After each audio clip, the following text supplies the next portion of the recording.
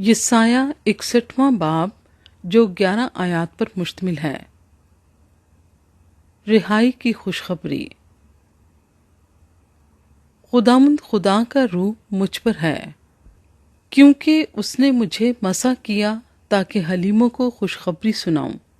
اس نے مجھے بھیجا ہے کہ شکستہ دلوں کو تسلی دوں، قیدیوں کے لیے رہائی اور اسیروں کے لیے آزادی کا اعلان کروں، تاکہ خداوند کے سال مقبول کا اور اپنے خدا کے انتقام کے روز کا اشتہار دوں اور سب غمگینوں کو دلاسا دوں۔ صیون کے غمزدوں کے لیے یہ مقرر کر دوں کہ ان کو راکھ کے بدلے صحرا اور ماتم کی جگہ خوشی کا روغن اور اداسی کے بدلے ستائش کا خلت بخشوں، تاکہ وہ صداقت کے درخت اور خداوند کے لگائے ہوئے کہلائیں کہ اس کا جلال ظاہر ہو۔ تب وہ پرانے اجاڑ مکانوں کو تعمیر کریں گے اور قدیم ویرانیوں کو پھر بنا کریں گے، اور ان اجڑے شہروں کی مرمت کریں گے جو پشت در پشت اجاڑ پڑے تھے۔ پردیسی آ کھڑے ہوں گے اور تمہارے گلوں کو چرائیں گے، اور بیگانوں کے بیٹے تمہارے ہل چلانے والے اور تاکستانوں میں کام کرنے والے ہوں گے، پر تم خداوند کے کاہن کہلاؤ گے۔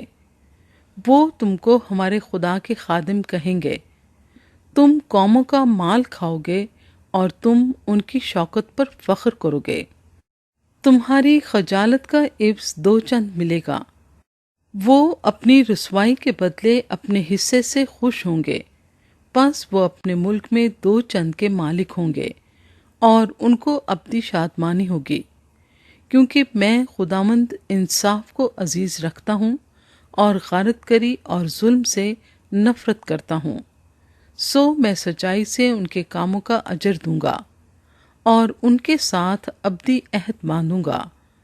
ان کی نسل قوموں کے درمیان نامور ہوگی اور ان کی اولاد لوگوں کے درمیان۔ وہ سب جو ان کو دیکھیں گے اقرار کریں گے کہ یہ وہ نسل ہے جسے خداوند نے برکت بخشی ہے۔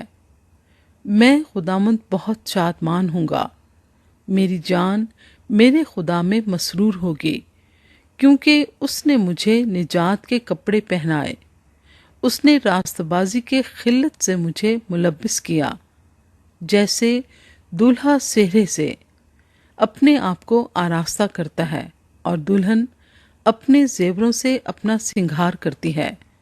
کیونکہ جس طرح زمین اپنے نباتات کو پیدا کرتی ہے اور جس طرح باغ ان چیزوں کو جو اس میں بوئی گئی ہیں اگاتا ہے، اسی طرح خداوند خدا صداقت اور ستائش کو تمام قوموں کے سامنے ظہور میں لائے گا۔